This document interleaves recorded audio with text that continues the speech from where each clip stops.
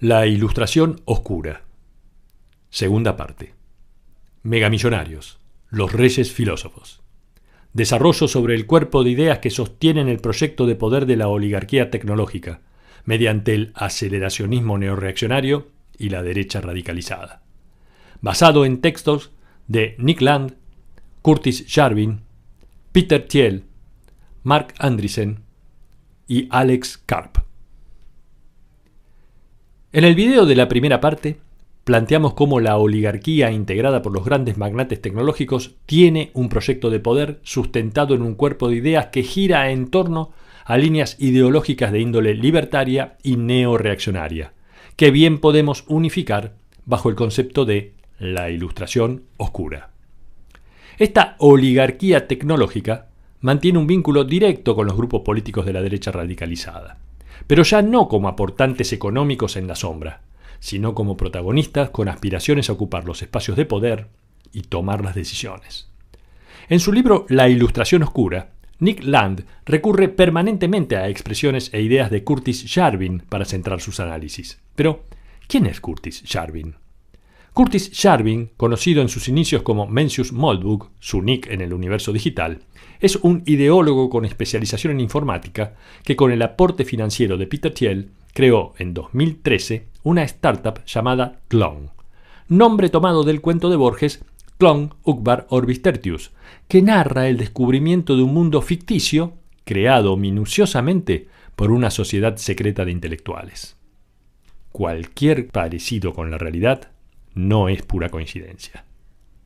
Curtis Jarvin, considerado el fundador de la tendencia neorreaccionaria, está altamente difundido en la constelación de las derechas radicales y guarda una estrecha relación con el misterioso financista tecnológico Peter Thiel, así como una extendida influencia ideológica entre los magnates de Silicon Valley, siendo frecuentemente citado por el vicepresidente de Estados Unidos, J.D. Vance, y otros funcionarios del gobierno trumpista, así como por movimientos de la ultraderecha europea o por el libertario argentino Agustín Laje, intelectual orgánico de Javier Milei.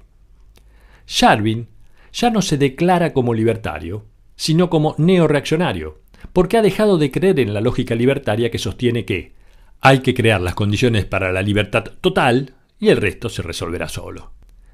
En la vida real, dice Jarvin, eso simplemente no es cierto. Si quieres que las cosas cambien, tienes que obligarlas a cambiar tú mismo, y ahí es donde empieza la política. Su estilo polémico, basado en insultos, arranques de paranoia, digresiones, alarde bibliográfico y menciones a dibujos animados, ha resultado útil para aquellos que en la derecha buscan justificar su resentimiento y su voluntad de poder económico. En sus docenas de textos, a veces panfletos, a veces poemas o guías de acción, Curtis Jarvin ataca implacablemente los conceptos de progresismo y democracia. Curtis Jarvin sostiene que los progresistas, surgidos a partir de la Ilustración moderna, creen que la historia es una marcha continua hacia el progreso, un proceso que fatal e ineludiblemente sucede. Jarvin argumenta que esto no es así, porque expresa un razonamiento circular. El progreso es bueno porque ocurre y ocurre porque es bueno, lo cual lleva a la gente de la modernidad a considerar que sus estándares morales son superiores a los del pasado, simplemente porque son más recientes. Curtis Jarvin, desde una mirada tradicional y conservadora, sugiere que el progreso no es natural e inevitable, sino un proceso de acumulación de poder sostenido en justificaciones ideológicas, más que un movimiento hacia la verdad. La postura del progresismo, dice, no tiene más consistencia que una fe religiosa, e incluye en ella a la democracia, a la que considera un sistema fallido, ineficiente, inestable y corrupto, cuyo poder no lo ostentan los funcionarios electos, sino una casta de medios de comunicación, intelectuales y burocracia política, a la que llama la catedral, cuya función es moldear la opinión pública imponiendo una determinada conformidad ideológica que identifica como corrección política, mediante presión cultural e institucional. Jarvin acusa a la catedral de ocuparse de que las elecciones democráticas resulten inocuas e inservibles, impidiendo, mediante su poder, que el sistema ideológico cambie en consonancia con la tendencia del gobierno de turno. Por ejemplo, según Sharvin, si los votantes eligen un gobierno conservador de derecha, la catedral se ocupará de sostener el progresismo como ideología del poder. Esto coincide con las ideas y acciones del trumpismo, que en su actual gobierno se ha ocupado de enfrentar de manera directa a los medios de comunicación, mediante acciones legales restrictivas, a las universidades, mediante su desfinanciación, y a la burocracia estatal a través de la reducción de funcionarios y empleados. Todos acusados de mantener ideas y conductas progresistas a contramano de la tendencia del gobierno elegido. Sharvin se pregunta por qué personas inteligentes y educadas confían sin cuestionamientos en instituciones como universidades o grandes medios de comunicación. Sostiene que esta confianza es institucional, porque la gente asume que esas instituciones tienen autoridad y por ende resultan creíbles. Creer en la autoridad de los intelectuales universitarios o de los grandes medios de comunicación, sugiere Sharvin, no es diferente a la fe en las instituciones religiosas, por lo cual considera a la gobernanza progresista moderna como funcionalmente teocrática. El término catedral que usa Sharvin no es antojadizo, ya que si el progresismo es considerado una religión, las universidades actúan como seminarios, los periodistas actúan como clero y los disidentes como herejes que deben ser castigados. Una particularidad de la catedral es que se mantiene invisible, porque no encarcela a los disidentes, que serían quienes sostienen las ideas de derecha radical, sino que los margina o cancela, asegurando que sus ideas permanezcan fuera de los discursos dominantes. Por eso Sharvin describe la catedral como más insidiosa incluso que una dictadura abierta, porque mantiene el poder mientras finge ser neutral. No resulta muy arriesgado ver en el eco de los conceptos de la catedral la referencia de Donald Trump contra el pantano o el estado profundo, o la de Milley contra la casta. Partiendo de la base de que Curtis Sharvin y los neorreaccionarios consideran que el pensamiento dominante está cooptado por el progresismo de la catedral, se impone la necesidad de desplazar la llamada ventana de Overton hacia la derecha, permitiendo que la autocracia y el gobierno de las élites resulten más aceptables para las masas. La idea de ventana de Overton fue creada por un ferviente libertario estadounidense llamado Joseph Overton, tratándose de un modelo que explica cómo ideas políticas consideradas tabú en una época se vuelven aceptables en otra, por la acción de las usinas de pensamiento movilizadas para tal fin. Es decir, ampliar la ventana de Overton consiste en desplazar el margen de tolerancia de una sociedad para hablar sobre un tema determinado. Por ejemplo, para que cuestionar el rol de la mujer no sea objeto de rechazo por misoginia, para que criticar la presencia de extranjeros no sea tildada de xenofobia, o que una crítica a la teoría de género no sea acusada de homofobia. Esto explica por qué los actuales discursos públicos abiertamente racistas y discriminadores, que circulan en redes, en la boca de políticos o en la charla pública habitual, se han vuelto normales. Acompañando esa idea, Curtis Sharvin plantea modificar el sistema político mediante un argumento que elude la cuestión ideológica y pone el acento en el aspecto técnico, buscando romper de ese modo el alineamiento ideológico de clases, al poner la cuestión en términos de modelos de mayor eficiencia o menor eficiencia. Sharvin sostiene que en una democracia los políticos priorizan tener la aprobación pública sobre la buena gobernanza, con el único objetivo de sostenerse en el poder, lo que conduce a un gasto excesivo en bienestar y soluciones económicas a corto plazo. A esto debe sumarse la ignorancia de los votantes, ya que la mayoría de la gente carece de la capacidad para tomar decisiones informadas sobre la forma de gobernar, pero aún así vota sobre cuestiones complejas. En lugar de cuestionar a la democracia y considerarla un fracaso en términos morales o ideológicos, Curtis Sharvin presenta el tema como un problema metodológico.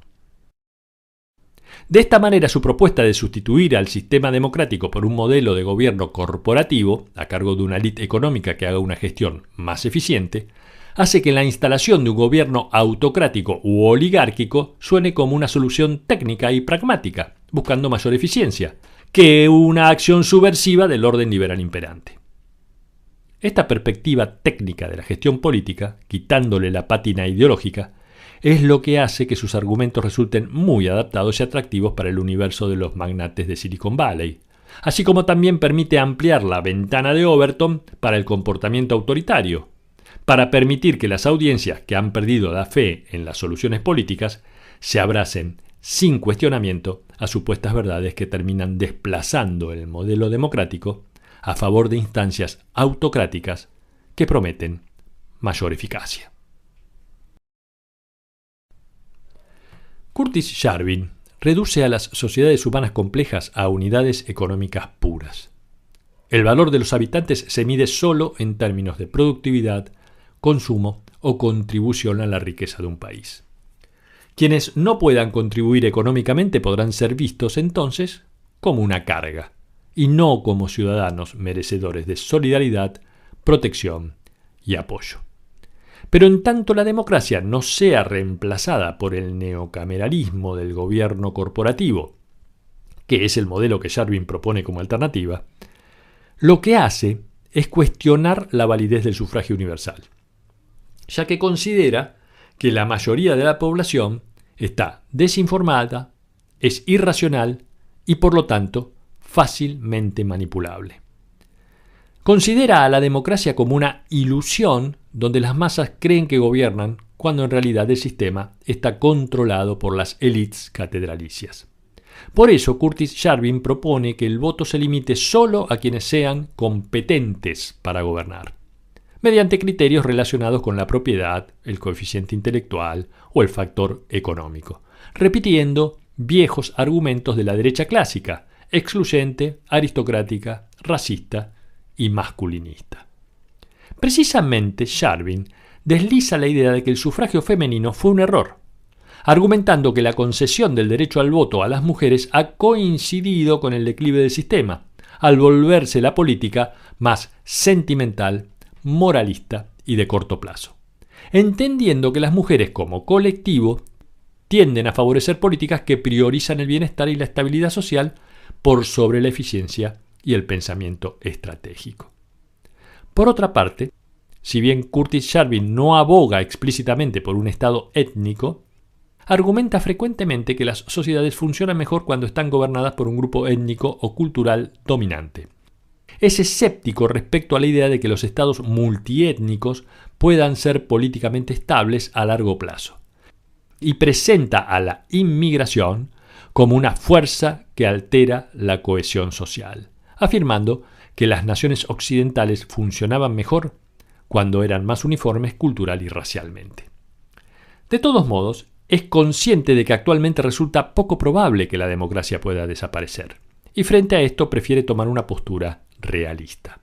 Si no se puede eliminar a la democracia, hay que reformularla, postulando lo que llama un reinicio o reseteo del sistema democrático.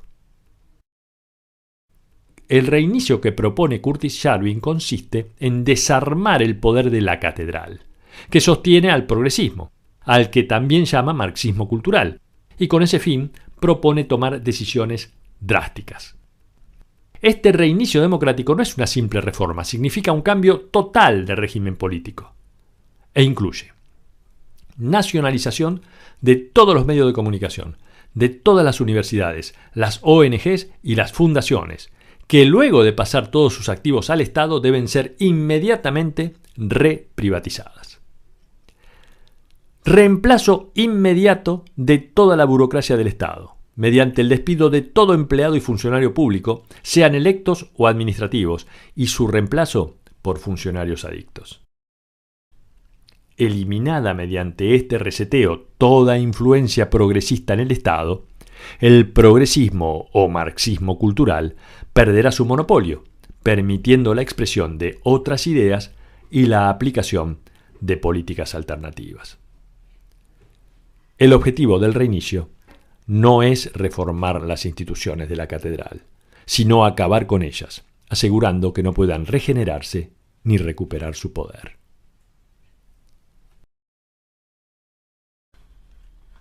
Un tercer protagonista en la construcción del ideario de la constelación de la derecha extrema es más conocido. aunque no deja de ser un personaje misterioso, enigmático, controvertido e influyente en las sombras. Se trata del financista tecnológico Peter Thiel, que se ubica estratégicamente en la intersección entre tecnología, negocio y política. Peter Thiel posee una fortuna estimada en $30.000 millones, ocupando el puesto 87 entre las personas más ricas del planeta, y pocas personas han hecho más que él por moldear el universo actual de Silicon Valley. Este capitalista de riesgo ha sido un ejecutor, tras bambalinas, de gran cantidad de los mecanismos y dispositivos que forman parte de nuestras conductas y deseos en la vida cotidiana, aunque no lo sepamos. Basta con describir que en sus inicios Peter Thiel se hizo conocido por haber creado en 1998, junto a Elon Musk, PayPal, que fue la primera billetera virtual de pago digital. En 2004 fue el primer inversor externo en Facebook. En 2005 creó Founder Fund, una empresa de capital de riesgo que invirtió en empresas como Airbnb, Spotify, LinkedIn, Anduril, OpenAI, Neuralink o SpaceX. Y en 2003 creó Palantir, junto a Alex Karp, un sistema de procesamiento de datos de volumen masivo y extrema refinación que no solo recopila los datos, sino que los entiende, los interpreta y sugiere decisiones. Palantir recibió en su inicio financiación del fondo de inversiones In-Q-Tel, perteneciente a la CIA, y se ha hecho conocido en los últimos años por formar parte de los aparatos de inteligencia y control ciudadano más difundidos del mundo, con contratos con estados como Israel, Gran Bretaña, Francia, Alemania, Países Bajos, Ucrania, Emiratos Árabes Unidos, Canadá y, por supuesto, Estados Unidos, aportando su servicio al ya célebre ICE aplicado a la localización de inmigrantes ilegales, además de estar integrando el sistema nervioso central de las Fuerzas Armadas de Estados Unidos, siendo utilizado en la intervención en Venezuela y en la guerra contra Irán. Peter Thiel no es meramente un visionario financista. Titulado como doctor en Derecho y licenciado en Filosofía en la Universidad de Stanford, también se constituyó en un ideólogo neorreaccionario que funciona como clivaje entre Silicon Valley y los más altos círculos políticos en varios países. Thiel reconoce influencias en las ideas del antropólogo francés René Girard, en el que se basó para construir su propio ideario. René Girard desarrolló la idea de que el deseo humano no es ni autónomo ni espontáneo, sino fundamentalmente mimético. Deseamos lo que los demás desean y por el deseo ajeno las cosas se vuelven deseables. La dinámica mimética también encierra un potencial destructivo considerable, porque cuando dos o más individuos desean lo mismo, esa coincidencia los convierte inevitablemente en rivales, desencadenando una competencia susceptible de derivar en la llamada violencia mimética. Peter Thiel toma esta idea y la lleva a lo concreto en el mundo empresarial en su conocido libro De 0 a 1, en el que afirma que la competencia en el mercado constituye el equivalente comercial de la violencia mimética, por lo que, paradójicamente, concluye en que la mejor estrategia empresarial no consiste en competir para ser el mejor, sino en rechazar la competencia en sí misma. ¿Por qué Peter Thiel reniega de la competencia? La idea es que la violencia de la competencia destruye valor, porque aún para el ganador su liderazgo es temporal y el valor obtenido por ser el primero inevitablemente en algún momento se perderá. El objetivo más preciado de las empresas es crear valor y sostenerlo en el tiempo, y la única forma de lograr ambas cosas es crear algo totalmente diferente a lo conocido y alcanzar una posición monopólica en el mercado, siendo el monopolio el único espacio donde es posible producir y capturar un valor duradero ante la ausencia de la competencia. Este ideal le ha servido a Peter Thiel para argumentar en favor del carácter virtuoso de los monopolios, una postura muy propia de las megaempresas digitales, a diferencia de las empresas de la era industrial analógica. Silicon Valley siempre ha buscado crear universos económicos originales y únicos, en el que no puedan competir los sectores tradicionales. PayPal nació para dejar obsoleto el sistema bancario tradicional. Amazon logró desintegrar el comercio físico. Google le quitó a los medios el monopolio del acceso a la información y el conocimiento. Tesla desafía a la industria automovilística basada en las energías fósiles. Buscar universos económicos originales evita la competencia y crea monopolios. En consonancia con la teoría de René Girard, Peter Thiel invirtió tempranamente en un dispositivo diseñado para amplificar y monetizar el deseo mimético a escala planetaria, que no es otro que Facebook, mencionándose como quien influyó a Mark Zuckerberg para aplicar la opción de me gusta.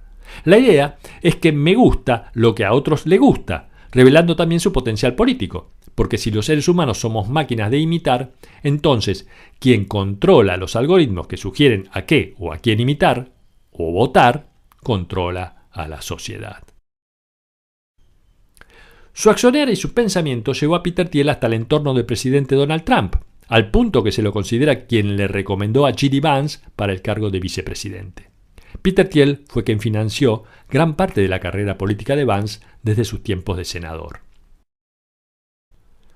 Además del ya mencionado artículo titulado La educación de un libertario, publicado en 2009 por el Instituto Cato, donde Peter Thiel pone negro sobre blanco su pensamiento afirmando «Ya no creo que la libertad y la democracia sean compatibles», también publicó en el mismo Instituto Cato otro artículo titulado «Tu derecho al voto no está en peligro, tus otros derechos sí», en el que sostiene «Si bien no creo que se deba privar del derecho al voto a ningún grupo social, tengo pocas esperanzas de que votar mejore las cosas.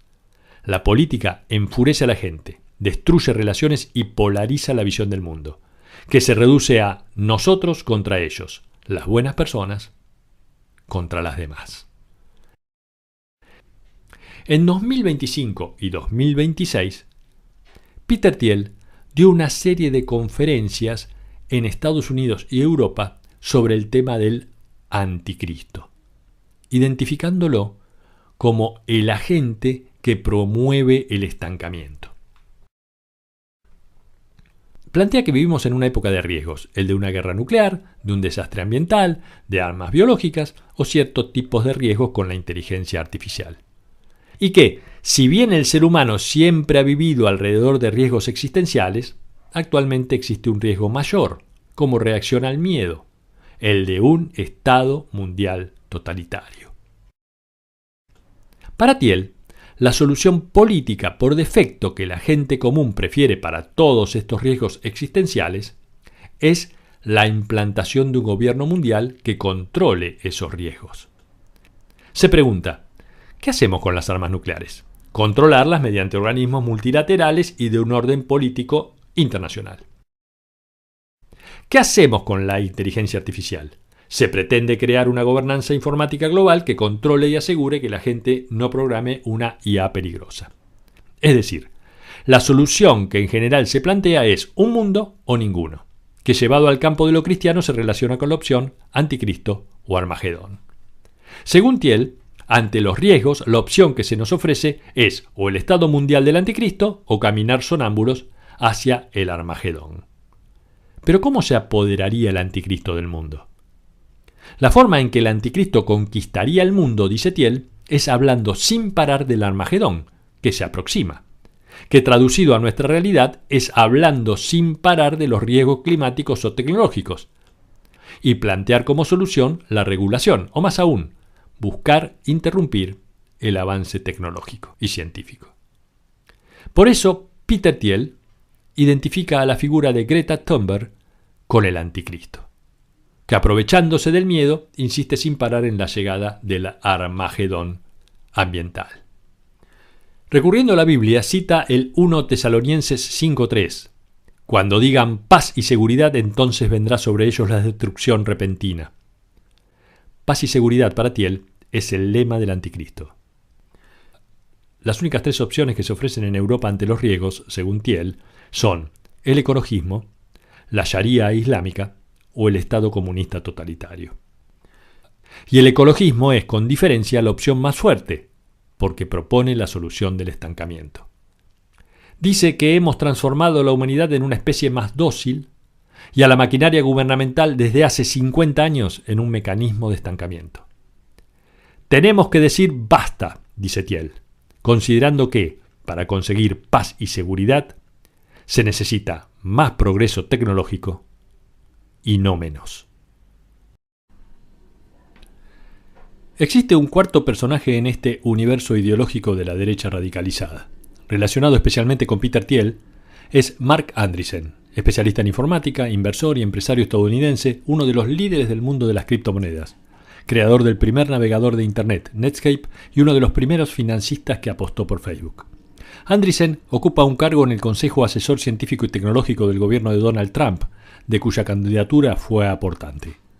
En coincidencia con la referencia de Nick Land en la Ilustración Oscura sobre la cuestión eugenésica, uno de los objetivos de Andreessen es el de priorizar lo que llama el biocapital de las élites tecnológicas, que son las únicas capaces, por su fabuloso poderío económico, de perseguir este sofisticado objetivo de mejorar las capacidades humanas. Creemos en la grandeza, admiramos a los grandes tecnólogos e industriales que nos precedieron y aspiramos a que se sientan orgullosos de nosotros hoy. Se puede leer en el Manifiesto Tecno-Optimista, escrito por el propio Marc Andreessen, que como casi todos estos líderes tecnológicos es dado a dejar su huella literaria. Esencialmente, lo que plantea Andreessen es que el crecimiento y el avance humano se sostienen en tres factores: el aumento demográfico, los recursos naturales y el desarrollo tecnológico, y que de esos tres factores, actualmente, solo uno queda en pie. Porque dado que la demografía está en descenso en casi todo el mundo occidental, e incluso en China, y los recursos naturales están en riesgo por efecto de la crisis ambiental, solo los valores de la tecnología pueden apuntalar el crecimiento y el avance humano en nuestros días. De hecho, dice Andreessen, la tecnología siempre ha sido la principal fuente de crecimiento, y quizás la única causa de este, ya que la tecnología hizo posible tanto el crecimiento de la población como la utilización de los recursos naturales. Pero a la tecnología Andreessen le agrega las virtudes del libre mercado, ya que es la forma más eficaz de organizar una economía tecnológica que impulse un crecimiento de modo permanente. Declarado aceleracionista, Andreessen dice en el Manifiesto Tecno-Optimista que si combinamos tecnología y mercados, obtenemos lo que Nick Land ha denominado la máquina tecnocapitalista, el motor de la creación, el crecimiento y la abundancia material perpetuos. Por el contrario, sostiene Andreessen, coincidiendo con la postura de su colega Peter Thiel, nuestra sociedad actual ha sido objeto durante 6 décadas de una campaña de desmoralización masiva contra la tecnología y contra la vida. Esta desmoralización se ha apoyado en malas ideas del pasado que se resisten a desaparecer y que Andreessen relaciona con el comunismo, bajo términos tales como riesgo existencial, sostenibilidad, objetivos de desarrollo sostenible, responsabilidad social, confianza y seguridad, ética tecnológica, gestión de riesgos, decrecimiento y límites del crecimiento. En su manifiesto, Andreessen hace una larga enumeración de los enemigos del movimiento del que se siente parte. Dice que el enemigo es el estancamiento, es el antimérito, la antiambición, el antiesfuerzo, el antilogro y la antigrandeza. Desde una perspectiva ideológica, el enemigo es el estatismo, el autoritarismo, el colectivismo, la planificación centralizada y el socialismo. Identifica al enemigo también en el Estado, en la burocracia, la gerontocracia y la sumisión ciega a la tradición. Incluso arremete contra las ciencias sociales, relacionándolas con el enemigo, aludiendo a la visión del mundo de los expertos sabelotodo con credenciales que se regodean en teorías abstractas y creencias superfluas, estudios sociales desconectados del mundo real, delirantes jugando a ser Dios. Reforzando su posición contraria a las ciencias sociales y sobre todo a lo que llamó mala idea de la ética en tecnología, en una reciente entrevista Marc Andreessen declaró que no practica la introspección, considerándola innecesaria y parte de una rémora de la modernidad europea del siglo pasado que busca que el individuo se mire a sí mismo críticamente y con culpa. Esta postura fue acompañada por Elon Musk en X, quien afirmó que reforzar las vías neuronales negativas mediante la terapia o la introspección es una receta para la infelicidad.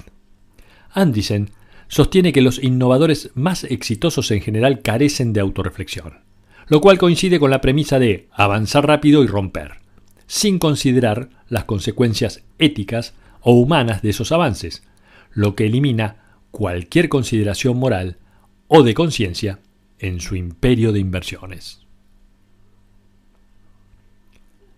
Alexander Karp, cofundador y CEO de la empresa de refinamiento de datos Palantir, creada junto a su socio Peter Thiel, podría considerarse el menos radicalizado de los magnates tecnológicos que acompañan el proyecto de la Ilustración Oscura, manteniéndose dentro del marco republicano sin proponer una ruptura con el actual modelo político.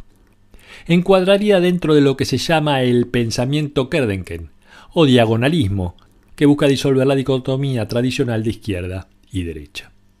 Como sus colegas, también se hace cargo de exponer su pensamiento, que plasma en el libro La República Tecnológica, publicado en 2025, donde reclama una profunda transformación del sistema. Parte de un diagnóstico coincidente con el de Thiel y el de Andreessen, el de un Occidente que vive una etapa de estancamiento, acompañada de debilidad cultural y complacencia política y tecnológica. Y por lo tanto debe hacer algo para revertir el riesgo de poner en cuestionamiento la continuidad de su cultura, a expensas de sus enemigos.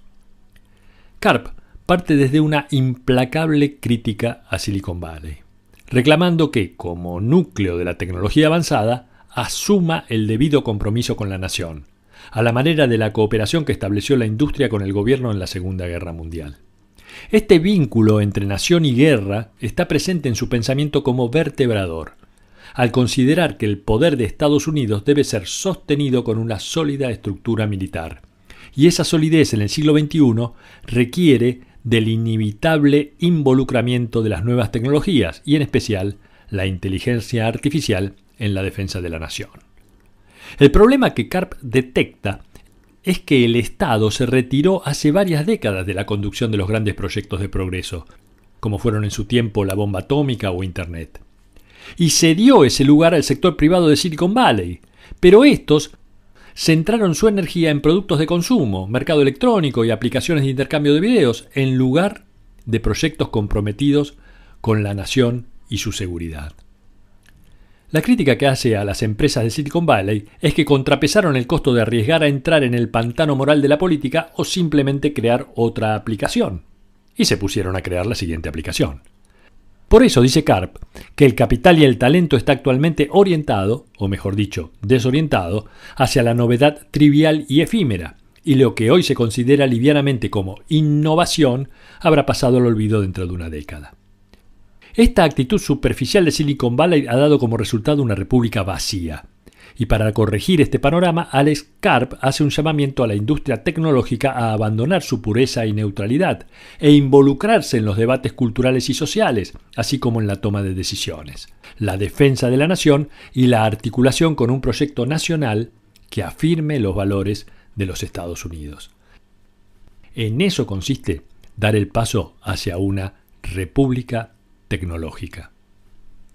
En este punto, Karp agrega un segundo elemento a su análisis, que es el de reconocer la necesidad de gestar una cultura de unidad nacional, cosa que otras naciones, esencialmente los enemigos geopolíticos de Estados Unidos, como China, han comprendido. El poder que tiene afirmarse en tradiciones culturales, mitologías y valores para organizar los esfuerzos de un pueblo en una experiencia común. Alex Karp propone reaceptar y reconstruir una experiencia colectiva, con fines comunes e identidad compartida, con rituales cívicos capaces de unir a una comunidad. Y su propuesta para lograrlo consiste en alinearse detrás de una república tecnológica en base a los intereses y creatividad de las grandes empresas de software, articulados con los objetivos nacionales de la defensa de los Estados Unidos, de sus valores y principios. Tan profunda es la preocupación de Alex Karp por alcanzar la construcción de la República Tecnológica que en abril de 2026 publicó en la propia cuenta de Palantir en la red social X un manifiesto de 22 puntos extraído de su libro y específicamente dedicado a justificar el rol de su cuestionada empresa Palantir como parte integrante del sistema de defensa de los Estados Unidos. Sostiene que el tiempo del poder suave, el de la comunicación y la persuasión, ha pasado. Se requiere volver al poder duro de la fuerza, que en el siglo XXI se expresa a través de la potencia del software y la inteligencia artificial, lo cual justifica la activa participación de Palantir como protagonista central del nuevo rol militar de los Estados Unidos. Dice Karp que no debe estar en cuestión si la inteligencia artificial debe integrarse o no en los armamentos más avanzados, ya que los adversarios lo harán sin cuestionárselo, por lo cual negarse a darle a los soldados estadounidenses una mejor capacidad que sus enemigos significaría exponer sus vidas innecesariamente. Por otra parte, Karp, que se describe a sí mismo como de izquierda, considera que la izquierda institucional vació su proyecto político al abrazarse apasionadamente a lo que llama un igualitarismo superficial, dándose a la tarea de acomodarse a todas las opiniones y valores, de tolerarlo todo, y que por miedo a ofender a la multitud y arriesgarse a su desaprobación, terminó degenerando en un apoyo hacia la nada. En este camino reflexivo, Alex Karp realiza una crítica al multiculturalismo dominante que prohíbe los juicios de valor o el cuestionamiento a las diferentes culturas, y de ese modo se acerca a las posturas más reaccionarias respecto a la cuestión cultural. Considera que el multiculturalismo omite que ciertas culturas han producido maravillas, pero que otras demuestran ser mediocres y algunas son directamente regresivas o nocivas, tildando de pluralismo superficial, vacío y sin sentido, a la tolerancia en materia de diversidad cultural, lo que justifica un llamamiento a la unidad cultural en los Estados Unidos. Un claro guiño para los sectores de la derecha blanca. Llegado a este punto, es necesario reflexionar sobre las razones del auge de estos movimientos neorreaccionarios de derecha, impulsados por el pensamiento de la Ilustración Oscura, y en ese orden podemos mencionar dos vías de adhesión. Por un lado, la adhesión de los que sufren las contradicciones del capitalismo actual. Un capitalismo que exige productividad y devuelve agotamiento, que ofrece como único sentido el consumo, y genera incertidumbre y temor al futuro, que pide rendimiento y paga con pobreza y desigualdad. Ante lo cual, recurrir a un pensamiento que exprese esta impotencia y ofrezca una salida, la que sea, pero una, como hizo la derecha, resulta convocante y atractivo. Por otro lado, están quienes se incorporaron a la derecha reaccionaria por la influencia de estos teóricos de la Ilustración Oscura, a través de una numerosa cantidad de galaxias comunicacionales que cruzan las redes del ciberespacio global. Sin embargo, frente a este escenario caótico en todas sus formas y la presencia de una propuesta de cambio neorreaccionaria con alta penetración en la sociedad, que sacude los cimientos de la construcción política cultural de los últimos 200 años en Occidente, hay una buena noticia. La buena noticia la señala el teórico inglés Benjamin Noyes, y es que, si la Ilustración está siendo atacada por la extrema derecha, quizás sea precisamente porque su poder de atracción sigue siendo fuerte. Por lo tanto, no debemos tener miedo de sostenerla y amplificarla. El camino puede ser responder a la Ilustración Oscura con un retorno a la fuente mediante una radicalización de los ideales de igualdad, solidaridad y control humano sobre la tecnología y la economía.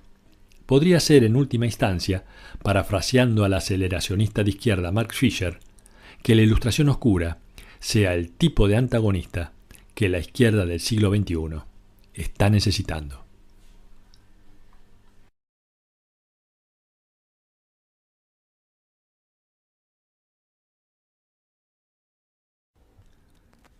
Muchas gracias por la atención dedicada a la escucha de esta voz humana. Soy Claudio Álvarez Terán, transmitiendo desde el infierno de lo igual.